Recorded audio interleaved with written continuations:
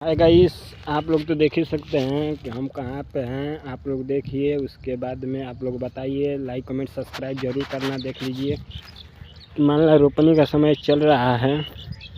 हम लोग आए हैं बहुत दूरी पर ब्लॉगिंग वीडियो बनाने के लिए। नहीं,